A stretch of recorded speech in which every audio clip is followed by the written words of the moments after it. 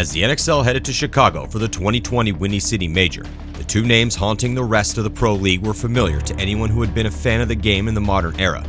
Edmonton Impact and Houston Heat, with their wins at the first two events, were on familiar ground. These two teams have always been on the tip of everyone's tongues when talking about the best teams in the world. Again, they had proved their supremacy early on in the season. Now the question was, could they stay at the top with all the strong squads like Dynasty, X Factor, and the Russians, legends in their own right, hot on their heels? Also, new teams were in the hunt for their own slice of paintball greatness.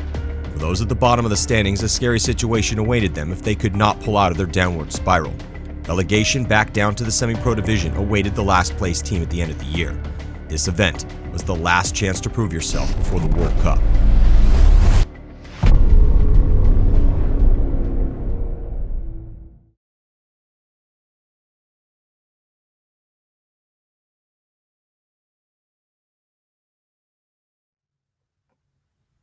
Welcome to Go Sports Live. I'm Matty Marshall. Just a couple weeks to go before the start of the new NXL season. And thank you guys so much for joining us. Hope you guys are staying safe and sane out there. I got Joey Blute, one of the leading minds in the game, here on the show to kind of talk about a bunch of different stuff today. So Joey is in a pretty unique position. He's the coach and general manager of Tampa Bay Damage. He's been around this game for a long time. We just had an insane offseason with just, God, I think like 26 separate moves of players, teams. We got the Saints coming in and, taking apart Impact's lineup. Anyway, lots of craziness. We're going to get Joey's thoughts on all that and how you go about building a super team. But Joey, let's just jump in and kind of talk about your team. You could still call Tampa Bay Damage, even though you guys didn't have the year you wanted to have last year. And we'll talk about those results and stuff. But to me, that's still pretty much a super team. You look at the veteran threats you have on that squad, man to man, position to position. There's a reason you guys took third place at the event. And, this is why, I kind of want to get into the weeds a little bit and discuss your squad and what you think it's going to take to prevail this season, what you would like to see out of your players. So let's just dive into that right away. I still would argue this with anyone. I love your lineup. I still think you guys can win tournaments with that lineup. What do you think? Obviously, I know you agree, but, talk to me about what Damage's headspace is like right now. So going into last year, we honestly thought we had the team to beat. The guys were hungrier than they'd been in a while. We came off of progressively getting better every event from when I came back to the beginning of last year. We went out and picked up LJ Woodley. We picked up Mike McGowan, and we brought back the same squad that we had on the COVID year. So we were at a spot where we thought we were going to be contending every event. And honestly, we should have been. The first event we went out, the only match we lost that whole event was to Impact. And we lost by 1 point, and it honestly came down to, the most consistent guy on our team, in my opinion, had a bad point, and that one bad point was the difference between us moving on and us going home, taking third place or taking top two.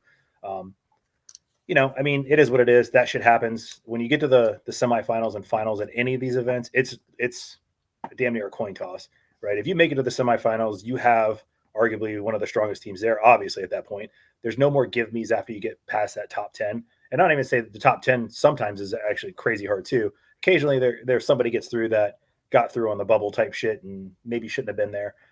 But they still earned it, right? Somebody else didn't do their job. These guys did, so they made it through. But it definitely, by the time you get down to that top four, you have the top four teams. There's no questioning that anymore at that event, right? Next event could be different. Yeah. So first event we came out, we did well. We didn't do what we wanted. We really wanted to win. That the guys are hungry for that win again. And then going into the second event, things weren't clicking. We had some issues. Brian Smith just had a baby. We talked him into coming. Literally had a baby like the week before the first practice on the second layout. I convinced him to come. Probably shouldn't have, hindsight being what it is. Chad ended up missing the first day of, obviously, right, it's easy to say now. Chad missed the first day of the event. So having Brian there, not in the headspace he should be in, right? Like when you're at that level, you have to be in the right headspace too. And then having Chad show up a day late, that's two of our better players. And then we just didn't perform. We went out, we beat Dynasty the first match, which I called Dynasty to win after we played them. And we didn't go on because they played really well in that layout. They were super low on bodies, had lots of injuries, whatever, but they were playing the layout like in my opinion, they played that layout the best. They didn't win, but I think they were playing the layout the best. Next match we go out, we play ML Kings. ML Kings. Yeah. So our guys have a tendency to, and this is no disrespect to the ML Kings, but our guys have a tendency to play down to their competition, not at the level they should be when we're playing teams that aren't as good as us. And that's not a disrespect thing. It's just kind of a factual thing. And we went out and we were trying to sun them, trying to, like put them down like the little brothers they are. And they reached up and socked us in the fucking mouth and ended up winning, and then the NYX by one game, it was a close point, both those games. It's still. So then the next game we go out, we play NYX. We know what we're doing. We know where the issues are. We know what we're missing. We just kept fucking up on the snake side. So I switched things up. I bring Chad over there, and it's going a little better. They were better than us on the snake side, the NYX game. And we could have kept that game closer, but I wanted to try to win. So I did something a little uncharacteristic myself, and I actually just started playing the fucking clock instead of playing the numbers. Should have played the numbers. We go out, play the clock, and end up losing by, I think, 5 or 6 because we were trying to get points back and just ran out of time. I think it was 4 NYX game, right?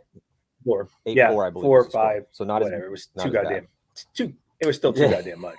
Still a decent amount of points. I could have lost that game 3-1. You know what I mean? And the 2-point spread would have put us in. So that's on me, right? Yeah. I acknowledge my guys played like shit, but I didn't do my job well there either. So that was a all around shit the bed match. The next match we went out, we played Revo. We finally got the shit together, and I think we beat them up pretty good. I don't remember how much. 5-5. It was 8-3. So I know that was significant.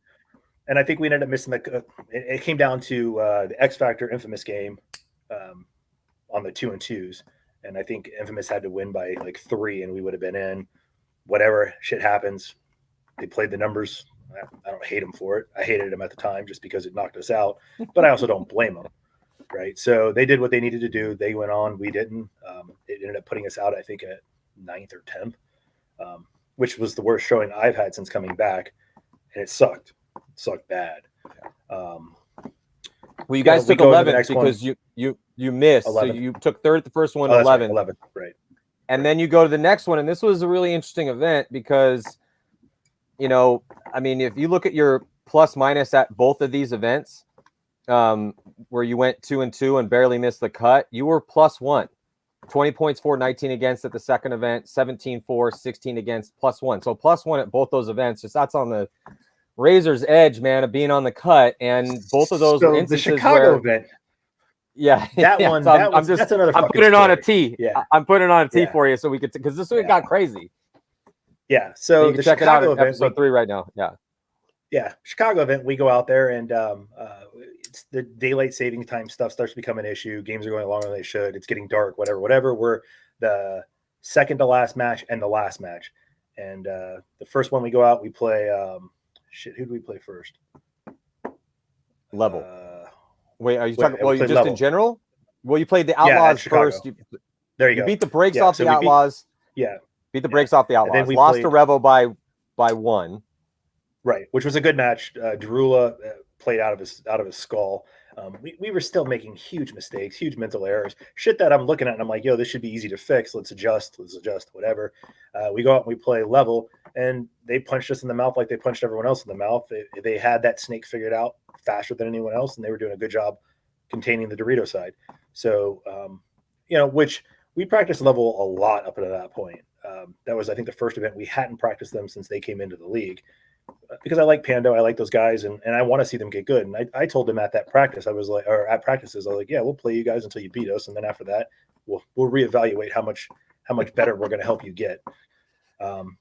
So they came out, they did to us the same as they did to everyone else, punched us in the mouth, and got the W. It got dark. We went to Tro, and Dave Baines agreed with me that we're not playing in the dark because it was getting dark. So they said, cool, come out Sunday and play. So Sunday rolls around. I was pretty sure if we won, it didn't matter by how much, we were in. I went to Tro, double checked with him. He's like, yeah, absolutely. Cool. So we started playing Impact. We got up on them, and we were in control of that whole match. Of course, towards the end of these matches, guys just start throwing shit around. It gets weird. It gets hard to ref. It is what it is. They did what they needed to do. They got it close. Go sit down and figure out the brackets because we're okay. Cool. We're going to be in the wild card, right? Which is okay. 2-2. I'm all right being in the wild card.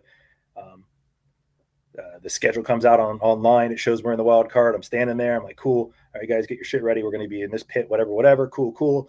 And then Tro comes over and he goes, we're all gathered around Tro trying to figure out who plays who. And he's like, yeah, you guys are going to be mad or somebody's going to be mad. And I'm like, motherfucker, I feel it coming. And he's like, I don't even remember how the stupid fucking rule works, but it was like, there's a 3-way tie. I have a breakdown for you. So okay. So, and if you didn't get a chance to see this craziness last year, go check out episode 3 of 4 Sundays. It's out right now. And we kind of discussed this a little bit because we got to set the stage for Sunday. And this was part of setting a stage. So because it was quite complex, I had texted Jason, hey, can you send me a breakdown of exactly, how it was differentiated based on the rules on who went on and who did not for Sunday. And this is what he sent me. Which is pretty long. I'm not going to read the entire thing because it's pretty big with every single group. But essentially, it said, at the end, it said Revo bumped ahead of Damage on the list because of Rule 11.5.1.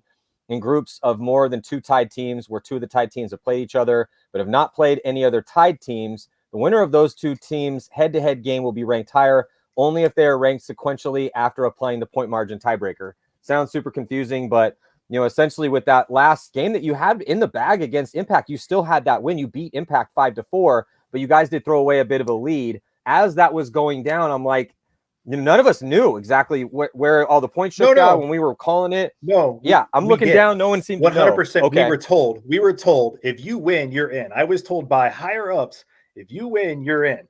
So I didn't give a shit about the point spread. I just wanted to win. So we were in, right? If I needed to, I could have potentially gone harder on it, but I also didn't want to leave a lot of time on the clock because I didn't want to let them get into the game. I didn't mind them getting close, but we knew when we were up by 4 points, there's no fucking way you're going to come back. I mean, the Russians and all these guys occasionally get these 7, 10, 12, 14-second points, but you're not doing that 4 times against us. You may get a couple quick points, but you're not getting 4 points on us in the short amount of time that was left. So I was like, cool, we're going to get the W. Let's do what we need to do. Let's hold this out, whatever it is, what it is. So afterwards, I was told by the powers that be that we were in. And then there was this big long break. And then it came back. And that's why Tro actually said, someone's going to be pissed because we were told we were in and then we weren't in. So it sucked. It is what it is. We didn't do our job against Level. We didn't do our job against Revo, right? If we would have done our job against those 2 teams, we would have been in. So yeah, it sucks. I mean, even the fucking schedule online said we were in. I had my family calling me like, oh, cool, you guys made it. That's awesome, right? And I'm just like, yeah, no, we didn't. What happened? It's stupid. And I just let it go because it was stupid. So I didn't want to try to explain it a million different times on how it changed from one to the other. So I was like, whatever, it is what it is. We should have been better. And that's what I was preaching to the guys. Like, we just have to be better. We can't put ourselves in situations where rules are told one way and done another, whatever. We win those 2 matches or one of those 2 matches, we're in. So we have to be better moving forward. And that was kind of like, I think that was another turning point for us where it's like, it's easy to blame. I mean, because it happens, right? Occasionally you get fucked. It is what it is, but it's easy to blame that. But if you go back and look at the whole entire story, not just that one fucking you took, it's probably not the actual fucking that fucked you. It's some other stupid shit you did earlier. Like if we would have not lost the Revo by 1 point, if we would have not gone out and played whatever against Level and assuming we're going to sun them like same thing we did the ML Kings the event before. When we watched them win 2 matches, we're like, we're going to fucking smoke those guys. We always smoke those guys. That's on us, right? So that's the shit that I was harping on to the guys. And I'm like, man, like, you guys got to understand, like, you're not who you were. We're not the Damage that won 3 events in a row. We're not the Damage that won 7 events in 1 year between 7-man and PSP. We're not that team. We can be that team, but to get back to that, you can't take any of this shit lightly. So we went back, drawing board. We changed the way we practice a little bit going into World Cup. And it helped, right? Well, can I ask you a question before we kind of move on? Because I do want to hear about what changes you did make. But I think that, so much of, if you look at the top of the game and the teams that are there and the success or failures that certain players or teams have had, the fact that Dynasty is still relevant as deep into their 30s and now pushing, into their 40s as they are, and as long as they've been around, and knowing how complex this game is mentally, I mean, I'm glad that you looked at it like, yeah, okay, man, whatever, we got knocked out on a technicality. We shouldn't have been in that position. So let's focus on what put us in that position. I know you come from the old school strange age. You've been in this game for a long time. So, not your first time dealing with some bullshit. But because you are the leader over there and you're dealing with a bunch of guys that, you also have to manage all these personalities. But that is kind of what I wanted to pick your brain a little bit about, because when I look at Damages now moving on into this season, future success or failure, and then what has just happened in the recent past, a lot of this comes down to, mental focus, mental tenacity, motivation, where you are up here. I mean, yes, of course, it definitely helps if you're not carrying extra pounds around or, you've been practicing and stuff. But that being said, like, it is, once you have achieved elite status, which pretty much almost everyone on your roster is an elite threat, which we'll get to your roster in a second, because a few changes here or there, I want to break that down. But I got to ask you, because I feel like this is God rest Tim Montresor's soul, but when they got you back, and I asked him, like, how is it to have Joey back? And he's like, man, it's so great. He just calls up and shits on us constantly. And, we need that, man. Like, we need someone to keep us honest out here and keep us focused. And, it's not even so much about the X's and the O's, because, we know how to play paintball, but we need somebody that's going to, to keep us focused, laser focused on what's possible and what our potential is, and remind us of that constantly, and to expect excellence out of us. That's what a coach is for. A good coach expects excellence out of his players, especially if he has seen that excellence displayed. So I got to ask you kind of about that side of it, because that's where I feel like you are a huge asset to your guys, and an interesting mind, because you do shoot it straight. So, what do you think about that side of the game? So at the end of the day, like the dynasty thing, they've had their highs and their lows throughout their thing too. I remember when we were on our high, when we were winning 7 events in a row, 4 7-mans, 3 PSPs in the same year. That was a year that dynasty was trash. They had a horrible year that year. It was the year they found Blake. They weren't making cuts on 7-mans. They weren't making cuts in the PSP at the time. And it comes down, and it's not like they had massive roster changes or massive changes in that. It comes down to, like you said, it's the focus of the guys, right? Like, if it becomes too mundane and too much of a routine, then it's going to work, right? If you're going to work at a job that you like, but you don't love, it's completely different than going to a job you love. So it was more of when I came back, and even now, it's more of a getting, not necessarily to focus on being better at paintball, because they're all really good at paintball.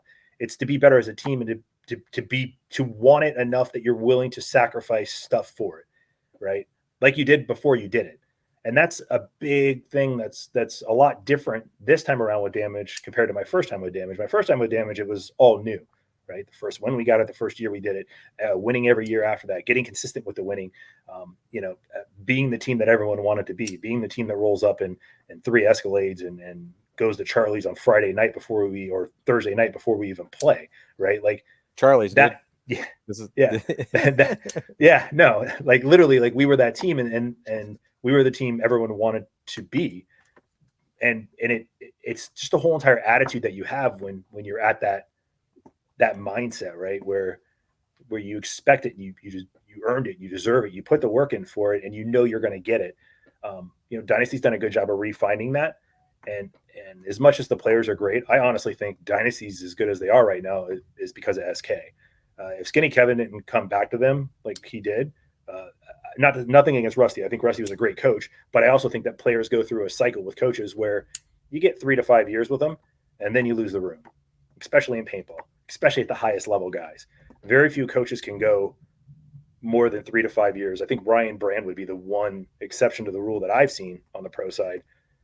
Even when we were winning with Damage, we went from Coach Paul to Skinny Kevin then to continue the winning. Yeah, because people consider, like, players look for reasons, right? Once you've actually won and you've tasted that, it's hard to blame yourself. So you're looking for a reason. And at one point in time, Coach Paul was the reason. Was he the reason? Fuck no. Coach Paul was a great coach, and he proved it. He went on to X Factor and won with him. So it wasn't Coach Paul. It was that was the excuse. So as the manager, I had to take a step back and be like, okay, this is what we have to do. So brought Skinny Kevin in. Same thing with Dynasty. Rusty, they won with him in the past. They were going through their law with Rusty where he didn't necessarily lose the room. I think they all respected him, but it wasn't the same, right? So what ended up happening is they brought in Skinny Kevin, and now Skinny Kevin has the room, and it's been successful. So they're listening to everything he says, and it's obvious they're all playing with a new kind of fire, and he does a great job with them. So that's kind of what I'm trying to rekindle with these guys is like, first they got to remember what it is to be a team. That's where we started when I came back when God rest his soul, when Tim was there. That was one of the big things is remembering how to be a team. They're all great players, but they were playing individual paintball, trying to win on their own, and you'll never win at that level with a bunch of dudes playing their own game. So we brought that back, and the team play was great, and it's been great. But now it's remembering what it's like in the big moments, right? And that's a little bit harder to reteach somebody. I think we're really close. I think this year we stand a very good chance. I think overall, besides Dynasty, I think everyone else there had enough of a roster shakeup that it's going to be a minute for them to figure it out. And I don't think it's going to take us very long.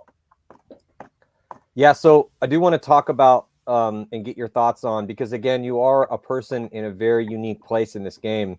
You do have your finger on the pulse behind the scenes because you have to of how this all works. How the hamburger, how that sausage is made. So I do want to kind of talk about that, but as far as your guys' personal squad, so you were going to talk about how. So we just talked about the mentality, which I still want to discuss a little bit more. But what did you actually change going into Cup? Because, there was a big difference between the third, the 2/11s, where you guys didn't look bad. Again, you were missing the cut, but you're just barely missing the cut. 2/11 place finishes means you barely missed Sunday. You went 2-2 again, still with a +1 point spread in those, so you're not getting like massacred out there. It's not a complete disaster, even though it probably feels like that for a team like Damage not making Sunday 2 times in a row. But then you go to Cup, and your first 3 games were really good. You mercy ruled Energy Elite, you revenged against Level and beat them. Close game though. Level, interesting. They're still looking pretty good. 5-4 was that score. And then Thunder was pissed off. They had won a game in forever, and they went at you guys. That was a 6-5 game, but you guys still took that win. So 3 wins in a row. And then you lose a close game to Impact. You go 3-1, but you're forced to play Revo in the wild card match. But what was the difference there? It did look better. So when we went out for the practices, it went back to the way it used to be, where it was more of a everyone working for the same goal, which sounds easy, and it's obviously what you should be doing, but it's super hard to maintain like that highest level of that, right? Where you're all literally focusing on the same shit, right? How do we win? Not necessarily how do I win. So it was getting it back more to the team thing that we were doing when I first came back, and we put more time in. Like, that's the truth. Like, we went out there on the Friday before, on the first weekend of the layout. We went out that Friday, and we went out and busted our asses. We spent a lot of extra time on the layout. We spent more time when we went out and did the Thursday practice at the event. We spent more time watching other teams play, making sure that we were dialed in with what we should be doing, learning the shots a little bit better. I spent a little more time walking the field. It's the little shit. And I preach this to my guys and anybody who ever wants to know, when you get to this point in the game, if you're a top 8, top 10 team, it's not something big that's going to be the reason why you all of a sudden start winning. It's going to be doing a lot of little shit differently, a lot of little shit better. If you can shave 0.25% off of 10 different things, that's a 2.5% increase. That's fucking huge. Again, we lost in World Cup. We lost the Dynasty by 1 point. 2.5%, we don't lose. We're tying and playing an overtime point and potentially beating them. The first event against Impact, when we were in the semifinals, we lose by 1 point. If one of those guys doesn't have a brain fart on that last important point, and Chad doesn't try to run down a broken gun J-Rab, if Chad doesn't do that and Brian doesn't switch over to that side, we win that match because we win that point. We win that point. We lost the first 2. We come back and win the next 2. That's putting them on their heels. And as soon as we put them on their heels, they're not comfortable. And that old Impact team was not good when they weren't comfortable. They like to be in control. The second you take control away from them, they are not nearly as good, because now they're not playing to necessarily win. They're playing to not lose, which is a whole different mindset. And they were not great at playing to not lose. So, it's little shit like that. And that's the biggest thing. We're focusing more this year on the little shit, like whether it be, who we practice, how we practice, the amount of points we play, not playing too many points, but playing enough points, right? As you get older and the dudes get older, we can't go out and do an aftermath practice. Like, we're not going out and playing 100 points. If I do that, my 35-plus-year-old squad is going to be down to 4 dudes. Well, yeah, it's funny you say that, because when we had SK on to do the show for the Iconic Awards, and we were kind of picking his brain, you know, hey, what was the secret? How'd you get this done with these dudes? And he was like, because that, and Alex had talked about this in one of the interviews for Sundays. I went up to NorCal. We did like a really long interview with him and Yosh. But anyway, but he was saying the same thing. He's like, dude, they were shutting practices down early once they felt like they achieved what they needed to achieve. I mean, he can't, you know, he's got a bunch of glass cannons out there too. You know, these guys are, you know, it's like Dalton's. It's not even glass cannons. These guys, old dudes.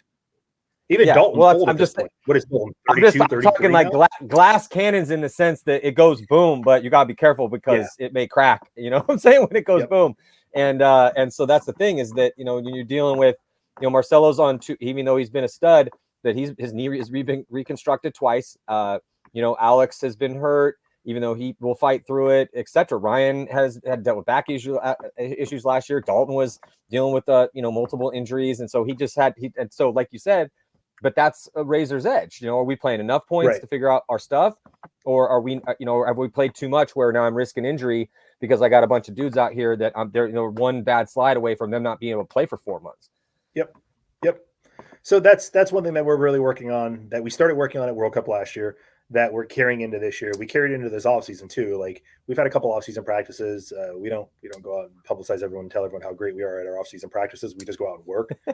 That's something that we've attempted to maintain this year. I would say that the guys that put more work in this off season than they did even back in the day when we were young and did what Hinge does with Aftermath. You know, they play 100 points, 120 cases a day type of practices. I mean, that's how we got where we were with all our young dudes. Now it's more of quality over quantity. It's more of putting ourselves in a position where we get what we need to out of a day without killing ourselves.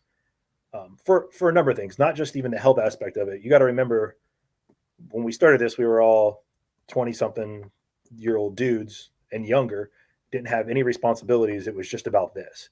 Now we're all 30-something-year-old dudes with wives and kids, and as much as we want to make this everything, unfortunately, it can't be everything. So it's a balance, and we can't burn it down completely, because no one wants to end up a whole group of us in divorces and bankruptcies. So it's a careful balance on that aspect too. So and home life has a lot to do with the field life, right? Like, if you're shit at home, you're going to be shit when you show up at practice. So it's just been a balance of finding that right level where you need to be with everything. And that's really what we've worked on this off season and going into this year, where when we show up, like practices, I won't ever do a 2-team practice. It's always going to be 3 teams for a number of reasons. One, if things are going great for us or bad for us, if they're going great for us, let's say, and we're kicking the shit out of one team and we're only playing one team, that practice is going to turn to shit the second day. Because nobody's going to actually look at it and be like, yeah, we just got our dick kicked the whole time. They're going to be like, nah, they're cheating. Because that's what paintball is, unfortunately. So I like to bring a third team out, because even if we get our asses kicked, if we're getting our asses kicked the whole time, then we're like, they're just a bunch of fucking cheaters. And whether they are or they aren't, it's not productive. And that cuts into what I'm trying to achieve, which is being productive and making it make sense so we get the most out of everything. So we do 3 teams now. That way everybody can beat somebody up, hopefully. And it causes a lot less drama. Who are you guys going to be? I want to kind of talk about your roster too. But who will you guys be, since we're on the topic of practice, who will you guys be practicing here in the next couple of weeks, since the layout just dropped yesterday? So this weekend we got Corey Field with the brand new Thunder Bears. Yeah, which I'm actually I'm really interested to see how that experiment works. I think that's one of the better experiments this offseason, to be honest with you. I think that squad could be scary. Like, if they click fast enough, they're going to be something to deal with. Corey's never had an issue with his back line. It's always been his front line that's always been a little bit missing, either on the Snake side or the Dorito side or whatever.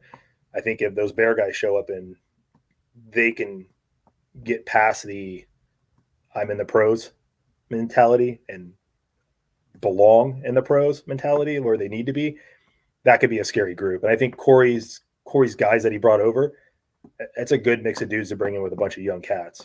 So I think by World Cup, and I think it will take probably till World Cup for them to reach their potential. I think they're going to be somebody that you have to watch in the prelims. If we talk, yeah, because definitely, again, do want to pick your brain on some of these teams since we are talking about Thunder, aka the Thunder Bears. So the Bears come in and basically bought the spot from Corey, but they're mixing up the team for this year. And I agree 100% with what you just said. To me, it is. I will co-sign on what you said about the Bears guys, because if you look at the teams that have been successful right out the gate, or even look at teams that took a while, but what finally clicked. So in episode 3 of 4 Sundays, when you listen to, when they were talking to the Level guys about what was the difference, right? And then they said, like, we really felt that they were playing for their lives at that third event where, they went undefeated and became a top seed all of a sudden. And he was joking around about how he's like, yeah, I mean, you may think we suck, but we don't suck this bad. We don't suck last place bad. So like they were just but they came out and they played with that cocky, reckless abandon that you need to be successful as a young pro team. When X Factor first came up, I remember playing against X Factor when they first came up, and I'm like, oh, we're gonna murder these guys. Who the hell are these X Factor dudes from Texas? Barely ever heard of these guys. All of a sudden, they gave no respect to anybody. I mean, they would be very respectful and fun off the field, and they were, nice dudes, but wild and crazy, especially in their younger years. But on the field, in between the nets, it was, no quarter given, none asked for, just reckless murder out there, and they immediately made a splash. What I see the Bears as more than anything is I see that the Bears are closer to what Damage was when we first came on the scene than any other team that's come onto the scene in a long time. The one disadvantage they have is they're not all in the same area, so they don't get to play together as much. So when we first put Damage together, we grabbed 5 experienced pro guys from Docs, Raiders, and Strange. That Florida's a giant incest pool of guys that played together back then. So it was Carthy, Brian, Holiday, Matt Richards, and Timmy Probst. So I had those 5 guys, and then I had 5 guys from the original Demolition/Damage group, which was Rumsey El Yusuf, Chad, Alex Spence. I'm gonna fucking be shit. I don't remember the other 2. Whatever. Anyway, so I had those 10 dudes, and my thought process when I built that team was, worst case scenario, I'll play my 5 guys that have experience, and if we do great, then we'll mix everything up, so on and so forth. Those guys are the closest I've seen to that in a long time. They have 5 guys that know how to win on the pro level, and they have 5 guys that are new to it. Again, disadvantage, they don't get to play together as much. Advantage, they're probably more experienced than my Demolition guys were coming into the pros. So we were, I think, the fastest team to ever win a pro event with coming up in the PSP and XL era, because we won our 3rd one, which I don't think anyone's done faster. I know X Factor did their 4th. So I see them as a team that you're right. Coming up, yeah, because we can talk about super teams too, but Heat won right out the gate, but that's a little bit more of a complex story. But sorry, yeah, continue. Yeah, but they didn't win their 3rd event because we beat them on the first event, and then no, I guess you're right. They did win their 2nd event. He came out right away and was spectacular. We beat them right in Galveston. We beat them in Galveston, Phoenix finish. Yeah, I think they won that. They won the 2nd event, but they won, I want to say 3 events that first year in 2012, because that was the change between when you guys were the best team in the game and had you came off that insane year, and then that's when things started to get complicated, and you guys gave up that. Well, it was a battle back and forth as to who it was going to be, but they kind of took up the reins from that point in time for a little bit. But yeah. So I see the Thunder team as like a newer version of what we were back then, right? So like if Thunder can put their shit together fast enough and those guys can gel quick enough, they may be scarier before that. But I definitely see them by Cup. They're going to be a team that everyone's watching in the prelims and going, let's see what they can do, right? Like, and it could be faster, but I think by Cup they're going to be a crazy scary team. And then we're also playing the Killers, who was D2 last year, and they're semi-pro. I love the Killers. So those are the 3 teams. Those are huge fan of the Killers. They have one of the coolest logos in all of paintball. If you haven't seen the Killers logo, check it out. I think Hosky designed it. That's what I just like the name. Like, I understand the acronym names and some of these other hilarious, funny, like, drunken softball league names that you see sometimes in paintball, but to just have a good old fashioned badass name like the Killers and come out with some blazing hot logo like they have, and the vibe's always cool from those guys. I hope they really do well, because I really like that team. Yep. So let me pick your brain up. that'd be really nice of you guys.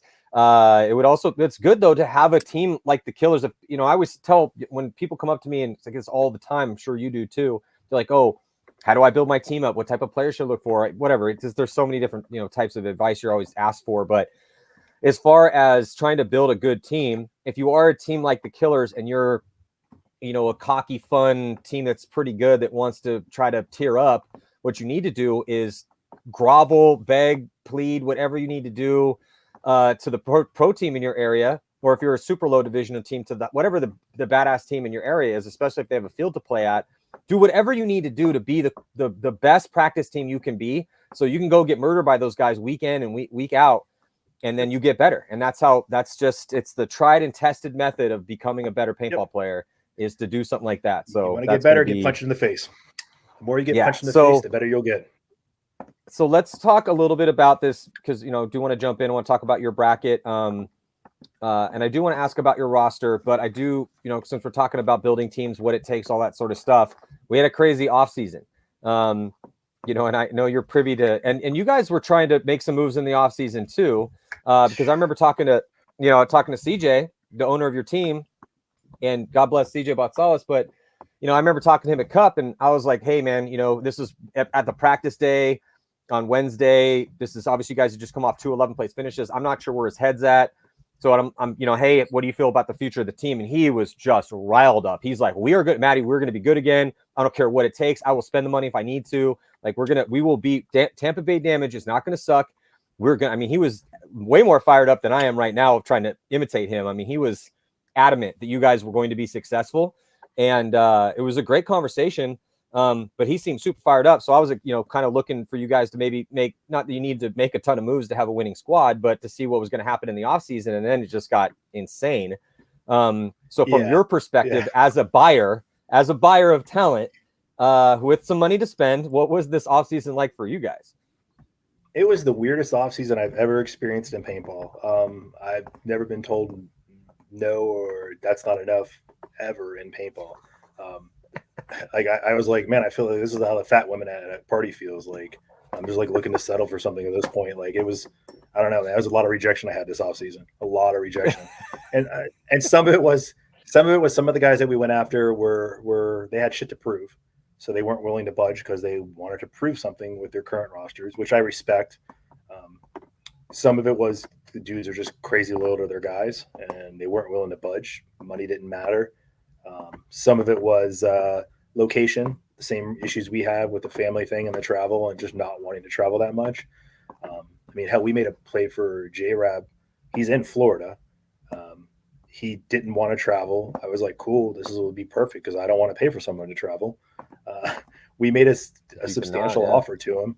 Yeah, we made a substantial offer to him just because if I don't have to bring anyone in, I'm saving $8,000 in travel. I don't have to fly somebody in by the end of the year.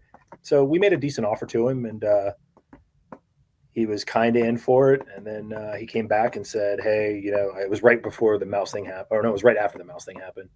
And then he came back and he's like, hey, these guys have been loyal to me for a long time. I'm going to go ahead and just ride out this year with them. We'll see what happens next year. I'm like, cool, God bless, whatever.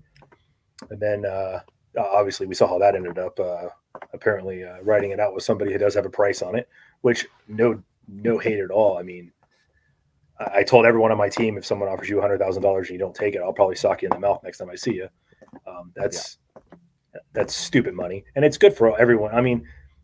It sucks in the situation I'm in, but overall for paintball, it's great, right? Like if we can duplicate what he did again next year with somebody else that's new, awesome. If we could do it again with somebody else that's new, awesome, right? Will it happen again? I don't know. You and I have been doing this a long time, and these deals do come around, right? There's been the Tom Fords, there's been the excessives, there's been maybe not quite this extreme, but at the time they were that extreme because money was valued a little bit different back then, right? Well, this is huge. No, it's huge. I think it's great for the game, and I'm glad that Diego's doing this. I think it's great. But see some of these people online, they're like, oh, can please somebody explain this to me? Like, what is the ROI on this? I'm like, dude, you're thinking about this the wrong way. And I will use the example of another guy that's been a paintball patron for a different team. He's out of the Northeast, comes from money, and I'm throw his name out there, but he was like, he's like, yeah, my family's always asking me why I do this stupid paintball thing. And I just don't like yachts, like everyone has yachts and I don't want a yacht. I don't like the water. I want nothing to do with it. I love paintball. So this paintball team is my yacht. And I always throw this out there. Hey, if you're a rich dude or rich woman or whatever, if you're just a rich person out there and you like to have a really good time, owning a paintball team could be a really good time for you, especially if you love paintball. Diego loves paintball. CJ loves paintball. Randy Smith loves paintball. All these Bart, they all love this game. And so, they can go and do anything they want with their money. They happen to really enjoy the sport. So they want to put together a pro paintball team. And, if you kind of look back at the history, so I'd always say, if you want to be a pro paintball player, there's two different ways to do it. You can either be a hired gun for a rich guy, or you can be a poster boy for a company. That's how you can play pro paintball. And, so and the more that we can, if you look at the history of sports, that's kind of how it goes. So yeah, I think it's great. And yeah, like I said, I'm just going to send this out there to anyone. If you got some money and you want to have a pro paintball team, that's totally something that you can do. And it's a fabulous time. It's a really, really good time. So I think it would have been probably cheaper for Diego just to go to Bart and be like, hey, how much do you want for your team? I'm looking to spend about $500,000. Bart might've been like, all right, man, you can just buy the team. But Bart doesn't need $500,000. I think Bart really enjoys it. Taken that $500,000 and rebuilt the whole damn team. And pocketed a shit ton of money. I mean, let's be real. Like, but then Diego doesn't get all the fun. But then he doesn't get all the fun of like trying to snipe dudes and being like, "What's it going to take, Marcelo? What's it going to take?" Whoever. He's not going to get all the joy of putting it together. If he would have gotten the Tyler Marcelo part of it, it would have been a really, really scary team. And I still think they're going to be a good team. But I mean, it's basically Impact 2.0, which, let's be honest, Impact last year with a better roster than the Diego's roster won one event. So you're paying. They took third overall. And yes, I understand. I know where you're going with this. They won one event. They won the first event. Second at the second event. Third overall, a 10th and a 5th. They're the only. Infamous was actually more consistent. So it's a second instead of third.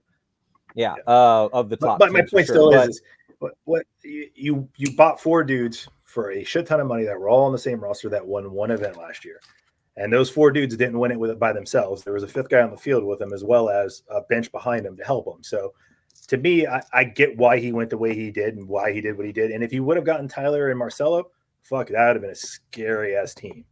That would have been like, I would have been like, oh shit. I mean, they got 5 guys that should be able to win 2 events this year. And it's also going to depend how they do, how Short does as a coach, because this is his first time coaching anything on this level. And he's got a lot of alphas he's dealing with.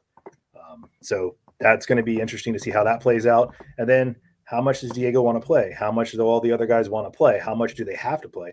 Is he going to put a number on them? Like, do they have to play, 3 points per match? Or is he just going to let Short do whatever Short needs to do to win, right? Like, that's going to be the thing that's going to determine how good or bad that team is. Like, if he's expecting Short to integrate all those guys in with that roster, that team will be Sunday at best. They're not going to go deep on Sunday. And that's no disrespect to their guys, but you're taking a bunch of dudes who were D2, D3 last year and dumping them in the pro bracket and saying, okay, we're going to win with these guys. No, you're not. Like, that's just not going to happen.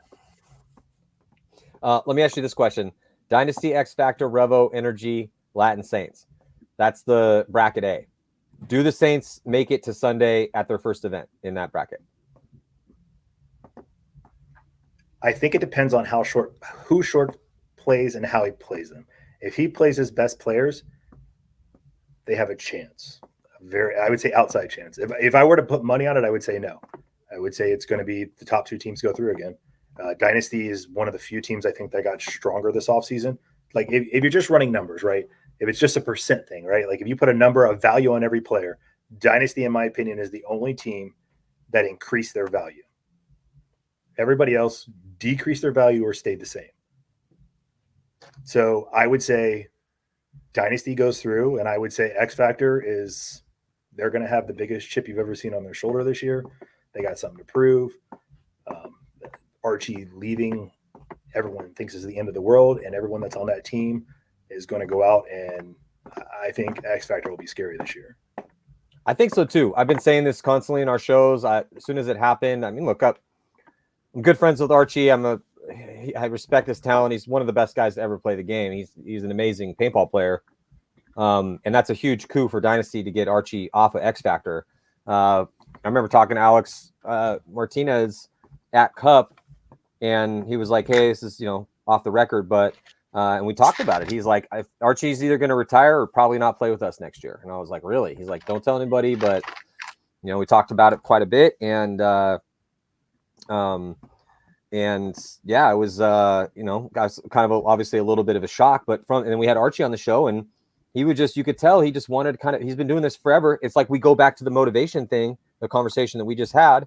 And to him, it's a new motivation for him. You don't think so? The shock is more for people. I think the shock is more for people outside than inside. Like, I could look at that team and tell you that the fit with Archie on X Factor was not the same the last 2 years as it was the previous 5 years. And that's not even a knock against Archie or X Factor. That's just in general. Like, sometimes people just get sick of each other. Like, I mean, there's brothers that hate each other for years, but they still love each other type shit. And if you're working with your dad the whole time, like, eventually you're going to be like, I can't work with my fucking dad. I love him, but I hate him. Like, I honestly think there was a lot of that going on there. And I think that's why X Factor is going to come out hot, because a lot of people are selling X Factor short, thinking that Archie was the only reason. Don't get me wrong. Archie agreed. One of the best players to ever play, one of the best players on the field, somebody you have to keep your eye on the whole time. You have to know where he's going to go and what he's doing, because he's a difference maker on the field. But if anybody in this world thinks the reason why X Factor was as good as they were was because just Archie, they just don't know paintball. Like, yeah, Archie's a great player, but fuck, man, that team is stupid deep. I'm amazed how well they've done keeping that roster together with the guys they have. I'm amazed. And I know everyone loves each other. And honestly, if you're going to say family, I would say us and them are probably like the closest to like legit family of any of the older version of, and obviously, Dynasty. But besides that, I would say that they're probably like the closest to like what we've done as far as maintaining guys for as long as we have without, spending a shit ton of money. And don't get me wrong, we used to spend a shit ton of money, but then we were poor, and now we're not as poor. Yeah, no, which I'm glad that you guys aren't anymore, but it is going to make the future very interesting. I absolutely agree with you, and I've been saying this on the show nonstop since it happened. I think it's good for Archie. It's good for Dynasty, and it's good for Archie that this happened, because it reinvigorates Archie's, love for the bullshit you got to deal with. Getting on the planes, going to practice when it's cold or hot or raining or whatever, time away from your family. He's a business interest that he needs to worry about. His lady, I haven't met her yet, but apparently she's an angel. Like that. These are all the things you got to shelve for a little bit of time while you go do the paintball thing. And so this new move for him, and he was on Dynasty before, but anyway, it's good for them. But I totally agree with you that I think it's going to be really good for X Factor. I mean, Archie was hurt for a little bit, and they were still competent, still getting out there and doing well. So I think that when you look at that roster now, the big question mark for them though is that, and they have Tom Guest to fill Rainey's spot, but Rainey's back. Rainey's still dealing with the back issue. And Rainey is such a competitor. He'll be fine. Well, I mean, he'll sit himself during the points he doesn't want to play. I'm telling you, Rainey will be out there. Look at World Cup. Oh, Rainey's hurt. He's not going to play. Oh, he's not going to play anything. Every point that mattered, Rainey was out there. And Rainey will be out there for every point that mattered. I promise you, on Saturday, when Dynasty plays X Factor, unless Rainey is physically unable to get on a plane and go to the event, he will be there, and he will play every fucking point against Dynasty. I'd put money on that. If he's at Orlando, he'll play every point against Dynasty, because I guarantee you he's got a chip on his shoulder. Oh, 100%, especially with the way that last season ended for him. But no, I know he was still dealing with the back issue. He still is dealing with the back issue. It is a conversation. But yeah, I mean, X Factor is lined up with a bunch of dudes still hungry to prove themselves, and they still have one of the most elite snake players in the game in Billy Bernaccia, who is just a massive threat over there. Let's talk about your guys' roster. Jesse Stevens. I'm more afraid of Jesse Stevens on that team than anyone but Rainey. Jesse Stevens to me is the most unsung hero in the pro league. Like, that dude, how the fuck has he not been picked up by somebody with money? Jesus. Oh, dude, Jesse Stevens is amazing, but Jesse also he plays like no one knows who he is still. That's one of the secrets to his greatness. He's like their Brian Smith. He still goes out there. Yeah, he still goes out. Same with Brian Smith or Chad sometimes. Like, those guys go out there and just play. And again, I want to talk about your roster here, but yeah, I mean, Jesse Stevens is nasty and he's super versatile. So, Billy, the thing is if you play X Factor, you have to stop Billy and the Snake. But even if you do stop Billy and the Snake, then there are all these other guys that you have to worry about. We could point to multiple instances where, Billy was wrecking shop. You put a bunch of guns on him. He gets shot at the break. But now you got to worry about Jesse or Colt, because Colt's back again. He was gone for a while with COVID. He is going to be back for this season. But Jesse's so versatile because Jesse can be the one on the Snake side, or he can be the one on the D side. And when Ryan started to really shift him up and Jesse started to stop dying as much out of his spot and became, this is a couple seasons ago, but he became so consistent on the survivability, really tiered up into that elite status on a regular basis, that really helped X Factor out, and it made him less scoutable. So yeah, man, I mean, it's just X Factor is going to be a beast out there. Dynasty's going to be a beast. It's going to be fun to see how they mix Archie in too. I think Rebel's going to struggle this year. I think Rebel's going to have a little time of it.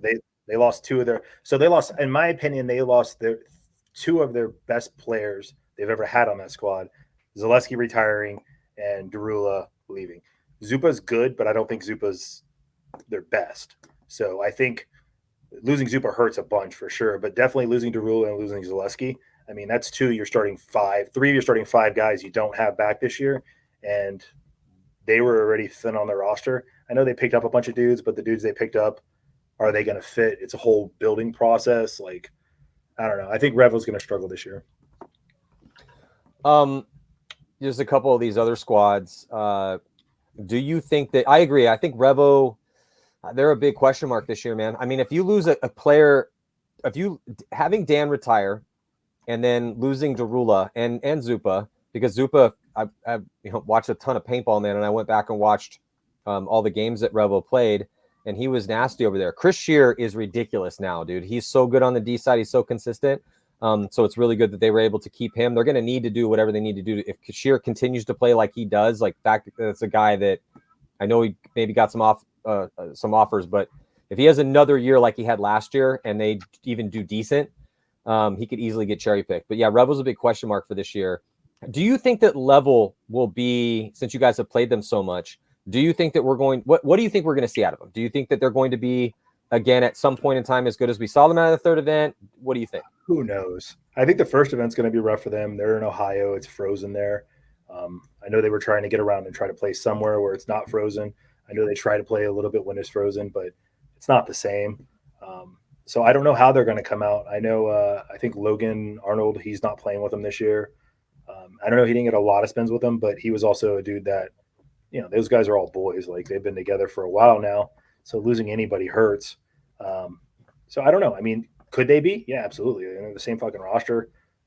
They still have their strong players. They still got good communication. Robbie does a great job with them, and Dave does what he needs to get those guys funded to be able to be competitive. So they could be good. Yeah. I mean, will they be good? I don't know. We'll have to wait and see.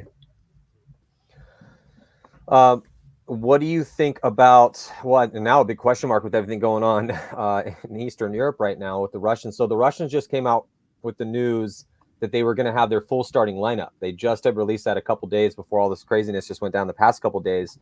So if you are a Russian fan, like now with everything going on, I mean, they seem to have got all the visas, and I mean, if they can get that regular, they're with Karslev and Kirill and keep Sergei Malloy and Smotrop out there. I mean, that starting five is absolutely nasty. Like if they can get, and they have Cozy Rev to back them up, and I mean, that's going to be a team that everyone's going to have to worry about again immediately. Of course, I think the Russians the Russians were strong last year with three of their five guys, or two of their five guys, two of their five starters. So they're going to be a strong team for sure. I think first event will be a little rough for them just because those dudes haven't played at this level in over a year now, right? So it's been over a calendar year for four of those dudes playing anybody at this level. I know they've played and they've gone to other countries and done other shit, but it's different from the NXL to anything else you do. So I think by the second or third event, they're going to be super scary if they're still here, right? Like, who knows what's going to happen with the world and the Russians and in general. But if they're here, yeah, of course, you can never not pay attention to the Russians. They're too deep. They're too experienced. They're too good. So, one of the big standouts I thought for the Russians with the roster they had last season was Mikey Waring. And then you guys got him back. Talk to me about that pickup. I kind of want to get in and talk about your roster a little bit here before I got a couple more questions for you, and then I'll let you go. But I thought that was the best we've ever seen Mikey, man. I mean, he's a guy that has been on a lot of top teams. He's played for Infamous. He's played in the AC camp, played with you guys, and, always a speed demon, always aggressive. Had kind of that situation that we see out of a lot of these up-and-coming front players where he get in spots, die early times, over battle, that sort of situation. Still was, highly competent, and there's a reason why he kept getting all these different chances to be the one, to be that first attacker. But Jesus, man, I felt last year he really handled business for the Russians and was their main attacker on that D side. I'm guessing that's why you guys went back after him to get him, on your squad again. What are your thoughts on Mikey Waring and his trajectory in his career right now? So 100% real. I'll tell you the same thing I told Mikey Waring at World Cup last year when he played with the Russians. He came over to me. He's like, "Hey man, how do you think I did this year?" I was like, "Honestly, dude, like you're the kind of player I want to punch in the face. You're naturally one of the most gifted guys in the world, and if you actually applied yourself to this, like half as much as the rest of these guys did, you would be the best paintball player in the world. But you don't. So I come out here and I watch you play, and I see you looking great sometimes. But then other times I come out and I'm like, dude, how the fuck do you miss that shot? Like, and that's the shit that makes me want to punch you in the mouth. Guys out here only wish they could do what you could do naturally, right? Like I asked him, I was like, what do you think would happen if Jacob had your speed and your size? Jacob would be the best paintball player in the world. He'd be unstoppable. Period. So what Jacob does more than you is he works. He puts the work in that you don't. While you're out playing flag football and grab ass, he's out fucking snap shooting and drilling and playing and working. So I had that talk with him at Cup. And we had him on the short list, right? He was one of the guys that we were going to talk to no matter what. It was just a matter of when. I didn't really want to make any hard play with him early on in the offseason because I knew where he was a good spot. And if we weren't going to be able to put him in a position where we could play him, I would have rather kept him there. So something that I've learned in paintball is if you're not going to use somebody, you try not to pick them up, right? Because you're basically taking them off of, especially if they're on a team where they're starting to blossom. You don't want to grab people that you don't play. And everybody that we've picked up since I've been back, I had every intention of playing. Now, with that being said, if somebody shows up and they don't do what they need to do to be on the field, that's on them. I'm not going to play them. And that's a matter of showing up, putting the work in when you're not around me. So when you show up, you're as good as or better than the guy in front of you. Because all I give a shit about is winning. I don't really care about your feelings. I don't really care about what the trolls on the internet say about whatever. I don't give a shit about how we're a slow, methodical team and don't know how to get aggressive. I don't give a shit about any of that stuff. What I care about is winning. And I'm going to try to put us in a position where we can win, whether it be playing the same guys, playing slow, playing fast, playing whatever we have to do to try to win. So I've been working Mikey slowly but surely. Hell, even when I was with Mutiny, I talked to Mikey about, look, don't go to AC Dallas. You're going to go sit on the bench there. Are you better than their starting five? No, you're not going to play. You're just going to get more practice. You're just a practice dummy for them. They're going to use you when they need somebody fast, but you're not going to get a lot of spins. Come to Mutiny with me. If you come to Mutiny and actually get coached up a little bit, because he's never really been coached up. He's played for great coaches, but the coaches he's playing for have great teams already. So giving him one-on-one attention has been hard for any of these guys to do, right? Like when he was on AC, they were a top team. When he was on Infamous, they were a top team. Travis isn't going to go do some one-on-one bullshit with you and break stuff down for you all the time. He's going to tell you something once. If you don't get it, he's going to move on to the next guy because he can do that. Same thing that Greg could do. So he's never really had the opportunity to actually get coached up. And I'm looking forward to the opportunity of coaching him up to see what we can get out of him. Again, he's probably one of the most naturally gifted athletes in paintball. Him and Keith Brown are just fucking freaks of nature. Like those guys are stupid fast, stupid athletic. They can hide in their buttholes. They can do stuff other guys can't do. So it's just a matter of getting him to get him serious enough about it, which nobody can do but him, to get him to learn that next step. And if he can make that next step, he's going to be one of the future guys on Damage. Well, you guys kind of have an embarrassment of riches, and we use that term a decent amount depending on the team and the situation. But for your D side, particularly with the fact that you have, with how good Chad Bougier was for you guys he's always been really good. But he was really playing with the chip on his shoulder in some big points for you guys in some huge moments. And I loved what I saw at Chad last year in certain instances. And then you have Jacob over there too, and now picking on Mikey. The fact that you have those guys as options, and then also I'm just wondering, are you thinking about kind of spread. You've already been doing this. You've done this with Holiday. You did this with Chad a bit. You put Chad on the snake side, but I think it's going to make Damage a lot less scoutable, a lot less predictable to have all these different weapons, especially if you continue to intentionally move them around to these different spots, lay out contingent. What do you think? So I attempt to do that every year. Dudes get in routines and dudes get stuck in spots where they're just more comfortable. So at the end of the day, like I don't ever want to put somebody, I don't want to put somebody somewhere because I feel it's best for them. If I want to put you somewhere and you don't want to go there, I'm not going to put you there. I'll find somebody else that'll go where I need him to go. But I'm not going to force somebody to go somewhere where they're not comfortable. If I go, Keith, you want to play the Dorito side? And he says, no, I prefer the snake. I go, cool. You're not playing the Dorito side. If I go, Keith, you want to go to 500 at this point? And he goes, yeah. I'm like, cool. Go to the 50 Dorito and go shoot some people. Right. So I want to be able to use the roster like that, but I also want to get the guys a little more like, I think as soon as we get that first W again, I think that'll be when you can see I can really open shit up. And that'll be when we really get crazy. As far as scouting us goes, paintball is pretty much the same shit by Sunday. We all know what everyone's going to do. There's no more secrets. There's no more plays that you're like, oh no, this person did. I never saw that coming. Like it just doesn't happen. We all play the shit out of these fields. Right. We all play the shit out of these fields. We all play the shit out of these layouts. We know all the moves. We even know all the secret moves all of us have. We know what they are. It's just a matter of you're going to use it, when you're going to use it, how you're going to use it. So I think what I have this year that I didn't have last year is I would argue that I probably have the fastest team in paintball foot race speed wise. So we also picked up Jarrett Lackey. I don't know if you knew that or not. So we picked him I knew up. that. We've been watching him for about the last 4 years. And he's one of those kind of guys where I can tell you for sure we didn't pull the trigger on him earlier on because he wasn't ready. And I don't want to take him off the team where he's starting, right? So he was on Seattle Thunder when that was 3 years ago. We first started looking at him and I was like, this kid's going to be good. And then he went to NYX, and NYX is when he started to get noticed by other people as well. And then he went to NRG, and NRG played him in a bunch of different positions. We practiced NRG, we practiced NYX. So we got to see him, and he's one of the few guys where when we would play those teams, our guys are like, yo, that guy shoots really fucking straight. Like, he's good.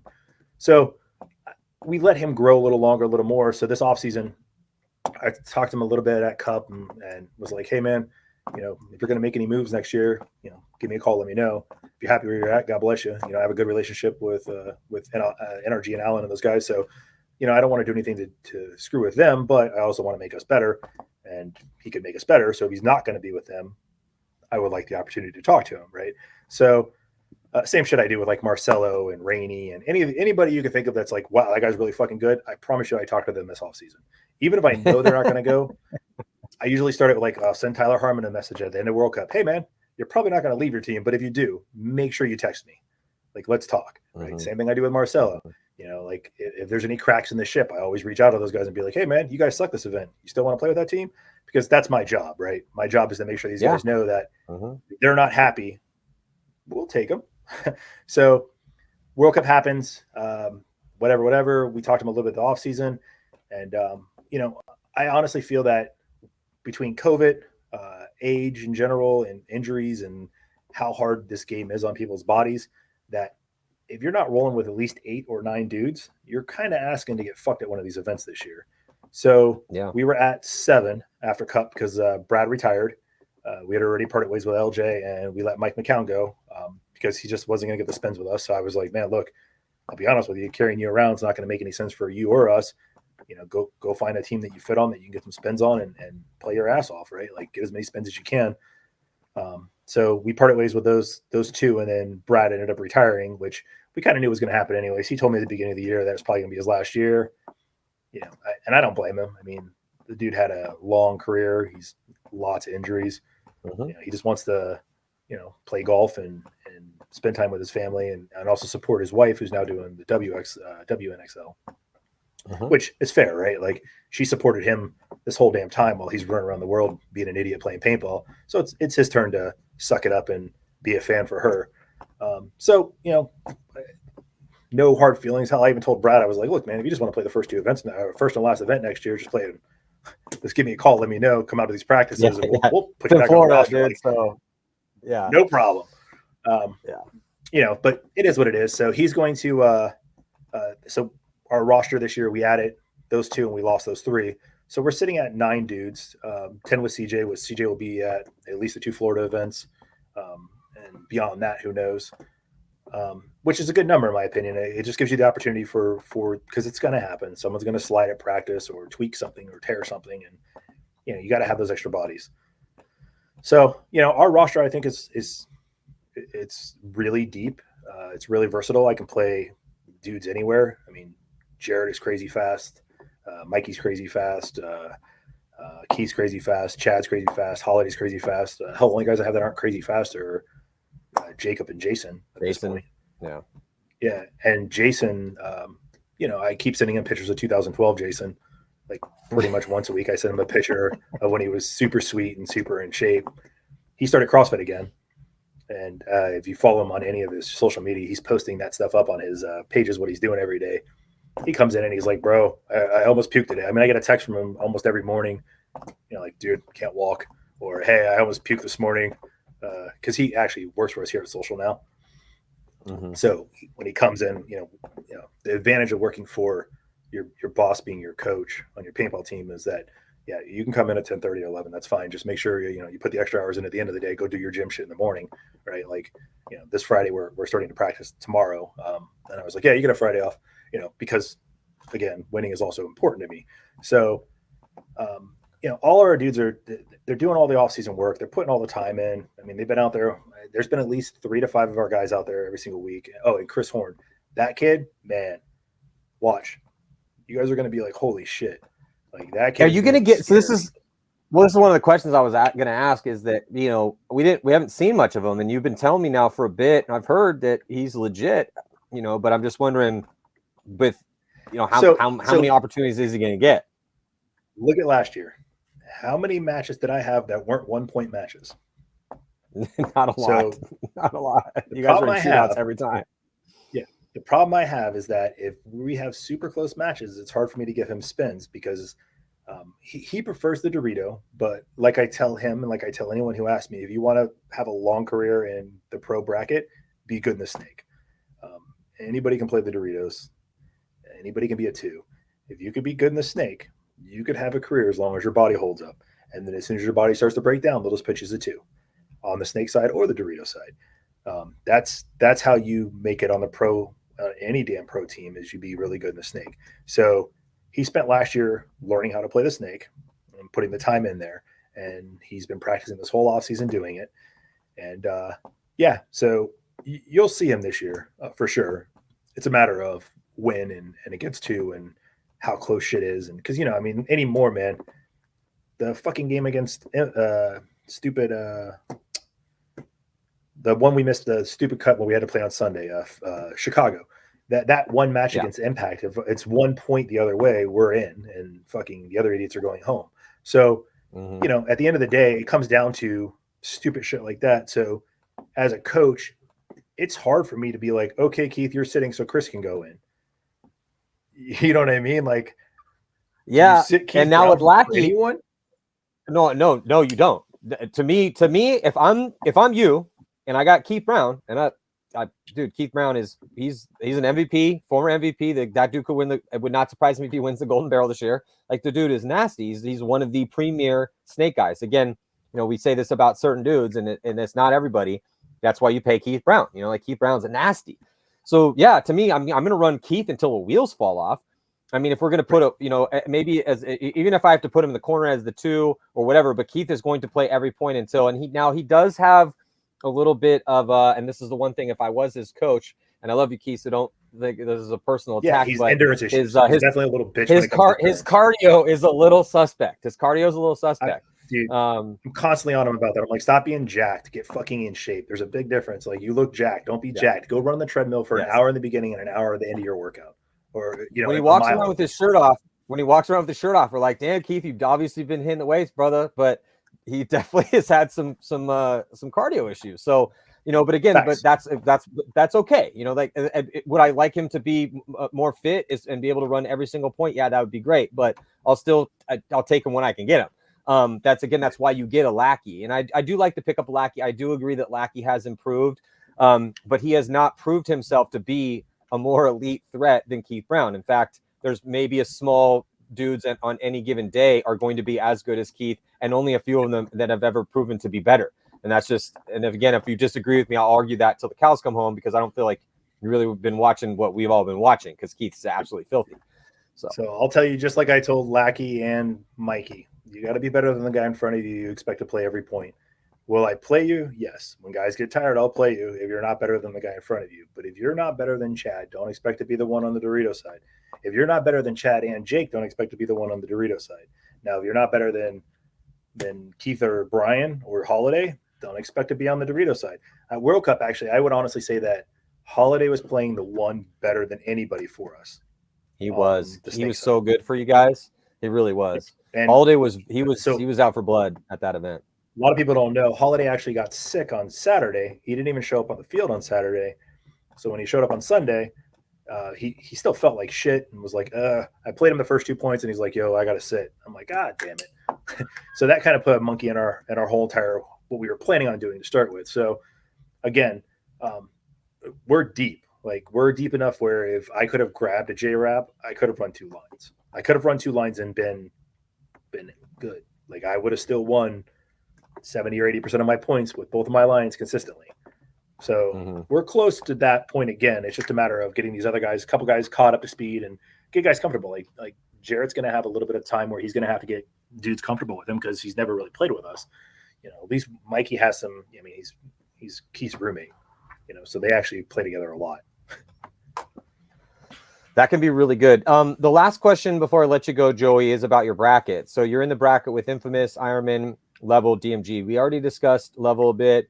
We don't need to go too deep into into like a real intricate dissection of these squads, but I do have to ask you about a few of these other teams here. You're the 2nd seed. Infamous was incredibly consistent last year. They did lose Greg Sewers. Played out of his mind last year. Been watching that dude since he was a young teenager. Huge loss. That's a huge loss for them. They did get Russell back, and I think they're still going to be a top team, but somebody is going to have to rise to the occasion and play as good as Greg did for them, or they're not going to be as consistent. A 2nd and 8th, a 3rd and a 4th for Infamous last year, 2nd overall. They were a big threat for everyone they played last year, and one of the big reasons was because Greg played his ass off. And not to take anything away from any of those guys. You and I could sit here and spend an hour. Yeah, they still have a solid team. They still have a very solid team, right? Like, I think the person that you're going to see that will step up more likely than not will be Cody or Harrison. Those are the 2 guys on that team that you really need to keep your eye on. The problem is I think Cody and Harrison both played really good last year as well. So, how much more can you really step up to catch up the loss you're taking from Greg? That's my point. I don't think that Cody, someone else has to step up. Cody Minkowski is in the prime of his career. Harrison Fry keeps getting better. In fact, when we looked at how well he played last season, and they, as well as they should have, and Jesus Christ, dude, you're not going to find very many guys that are as good at their positions. And Harrison keeps getting better. Every year I watch Harrison Fry play, he gets better. And Cody, I wouldn't say, I don't know if he's hit his peak yet, but for the past 3 or 4 seasons, he has been, each team has their Mr. Consistent. Jason's your guys is Mr. Consistent. He's always alive. He's always handling business, wins low body situations, wins one-on-ones. He's their Mr. Consistent. Doesn't die early much. He's a one-on-one champion. He's a great communicator. He's a rock back there. And then with Harrison, but he's been that way for 3 or 4 seasons. Harrison keeps getting better and better. The question is, so I'm expecting them to continue to do their thing. Who else is going to now become the core of that starting 5 and play as good as Greg did? Possibly Corey Hall. Or Ryan Hall. For Infamous? I was going to do, you know what? Ryan Hall. Ryan Hall is, that could be it. That could be the guy. But somebody's got to do it, and Zach, they got Zach Patient back out of retirement. So he was still strong last year. Like Ryan was good last year too, but he's going to have to be so much better to make up for Greg. I don't know if you can make up for losing Greg. Like, Greg played, I would say that was the best Greg's played I've ever seen Greg play. And I've been around Greg since Greg started. So I would say that was Greg's best season I've ever seen him play. And I think a lot of it was because he knew it was his last season, quote unquote, which you and I both know by the 3rd event, he'll be back. So I don't know, but that was his one. We'll best. see. He'll be back. He'll be back. Anyone want to take action on that? slip in my DMs and let's put some money on that. He'll be back. There's Well, no doubt. I might take that bet with you because I have been talking to Greg this offseason, and I've been talking to all the people trying to get Craig back this offseason, and Greg is still just holding the line. Now, as we well know, we'll see when things actually get kicked off and he has to actually start missing it. That's the big deal. Once the sourness of missing, first 4 events are hard. First 4 events are real hard.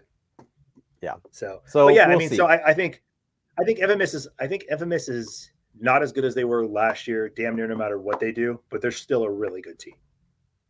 Yeah. Again, if you run the numbers, what are your thoughts? Besides Nick and Al Fernandez, who's on that team? I don't even know their roster at this point. So for me to give you an honest assessment of them based off of that, they're not going to be great unless I haven't heard enough chatter of guys that they picked up. I mean, even if they pick up know any of them. If they picked up 3 studs, they still wouldn't be great. The best they could do is be good eventually, right? Like that's just being real. So I think they're going to be in for it this year. It's going to be rough for them. They're rebuilding. They're in 100% rebuild mode. Yeah, I did a long talk with Nick on our last show last weekend. It came out on Monday. But so if anyone's interested to hear the Ironman story, you can go and listen to that. And he talks about the guys they picked up, but it's a lot of dudes I don't know that I've never heard of. Right. So yeah, I agree with you. They're in full rebuilding mode, and that is a difficult task considering how good the league is. Last question, last team in your bracket. But just again, based on, I think this is a relatively easier bracket to call. You and Infamous are the huge favorites here, and it's going to be up to the Ironman, Level, and DMG. Even if Level plays, if Level plays as they did at the 3rd event, then they'll be in the conversation in this bracket. I would not surprise me at all if you guys take the 1-2 seed, go on, and Level gets in the wild card round. That wouldn't surprise me at all. I think that's the easy call out of this bracket based on the fact that Ironman are in a rebuilding situation, and kind of staying with DMG. So DMG is my last question to you. I don't even know. Besides Shane, I don't know anybody on that team at all. Like if you paid me $100 to name one of their dudes by his face, I'd be like, I know Shane, but that's pretty much it. So I don't know. Like I couldn't tell you anything about DMG, and that's just being honest. So again, Level, I think they're going to struggle a little this first event just because they can't grind like they need to. And that's a team that they need to be hitting the Hinman style where they're out grinding their balls off. And it's hard for them to grind when it's, -1 degrees with 14 inches of snow on the ground. So yeah, and that's always again why you have a situation where the teams that are from Florida or California or Texas, they have a much better chance in the first events of the year. Just real quick on DMG, I mean, they've picked up some bodies. Obviously, we have, the Ageless Wonder and the Ageless Assassin Shane Howe, heading into his 475th year here in the Pro Division. He'll still be a threat. I played some 10-man with Tyler. I think Panilo is his last name. I may be butchering that, Tyler. Apologies. You have to correct me on that. And then, yeah, they have some other guys that they picked up. David Vasquez, the Boyums have gotten a lot better. Gerber has gotten pretty legit too, but they also have an uphill climb here. So that, yeah, you're right. I mean, it's just, again, with this bracket, this is one of the easier brackets, at least on paper, to call. Infamous and Damage are the huge favorites. It would not surprise anyone, I think, based on what we saw in the end of the year, if Level can catch that wild card berth. And then Ironman and DMG have a big uphill climb. Joey, anyone you want to thank or anything before we sign off? Thank all the sponsors. Yeah, we actually just picked up Damage. Couldn't get a deal done with Anthrax that made sense. So we stepped up and we're taking care of the boys this year, getting them all in the jerseys and all the soft good stuff. And then, we're still with Lux. We just switched over to GI from HK on the paint. So we're excited about that. The HK was great last year. Just GI is traditionally a little more consistent all around. Besides that, we're still just rolling with the same crew. We play out at CFP, we grind, we work, blue collar, man. Like we're more well funded than we were before, but we're not well funded like we used to be. And we're just going to go out and, it's a little different this year. We're going to go out and do something because we want the chip on your shoulder and all that other bullshit. It's part of it, but it's something that we all want to do. Like that's the difference between us and a lot of these other teams. Like we could all, like, literally, I think if Damage Damage is one of the few teams where if it died, I have a funny feeling that you would just lose 6 guys. They wouldn't go to other teams. They would just stop playing paintball because the dudes want to be with each other. They want to play together. They want to win together. And I think that's a driving force that we have that a lot of teams don't. That's going to help push us where we need to go. And the dudes are putting in the work this year. Like, they're working their asses off. So we'll see how it all unfolds. It's paintball. Yeah, it's just funny, with Jason's company Hate. I don't know if you're part of that too, but it's kind of, I think some people misunderstand that. I had a conversation with Jason about this, and I'm going to quote not the most eloquent man in mixed martial arts, but Nick Diaz. And in the lead up to a fight one time, he said probably one of the most profound things I've ever heard about any combat sports, I think paintball included, or anything that you really give your time to. You could put CrossFit in this or jiu-jitsu, but I'm paraphrasing Nick Diaz's quote, but in the hype for the fight, he's like, yeah, you really can never truly get to love something unless you do it so much that you hate it. And when you're pushing yourself so hard and getting into that mental, that place where you're suffering so much that you absolutely hate it, in that hate is where you find the true love that can actually truly exist for someone. I'm like, holy shit, did Nick Diaz just say some like Socrates philosophical stuff right now about combat sports? That dude is way, way smarter than anyone gives him credit for. I mean, you're not fighting at that level. It was great, you're though. Not smart like that anyway. Yeah, but that's what Damage reminds me of that. And I think it's good to hear you guys are back on that grind again, where you got to put it so much time and you kind of start to hate it a little bit because but that's where you can find that true love for it. And if you guys are there, you're going to be scary for the rest of the league. So Joey, thank you so much for your time. Everyone, thank you so much for joining us. It's a couple weeks away from the first NXL event of the year, second weekend of March. Check out the 3rd episode of 4 Sundays. The 4th one, World Cup, is en route. Best of luck this year, Joey. Take care. Thanks, Matty.